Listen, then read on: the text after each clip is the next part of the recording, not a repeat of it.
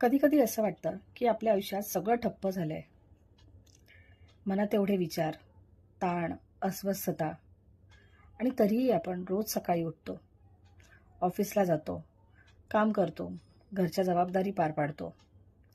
कारण आपल्याला थांबायची परवानगीच नसते. कोणाला दिसत नाही की आपण आतून तुटलोय. कोणाला कळत नाही की आपल्या डोक्यात विचारांचा कल्लोळ चाललाय. आपण बोलत राहतो, हसत राहतो, सगळ्यांसोबत वागतो, पण आतून कधीच काहीतरी संपलेलं असतं. मानसिक तणाव आणि वास्तव्य या गोष्टींचा समतोल साधणं खूप अवघड असतं. तुम्ही कितीही प्रयत्न केला तरी मनातून ते विचार जात नाहीत आणि दुसरीकडे वास्तव्य थांबत नाही. काम, जबाबदारी, लोकांच्या अपेक्षा सगळंच चालू असतं. या सगळ्यांचा सामना करणं म्हणजे नुसतं जगणं नाही, तर रोज स्वतःवर विजय मिळवणं असतं. पण हे कुणाला सांगायचं?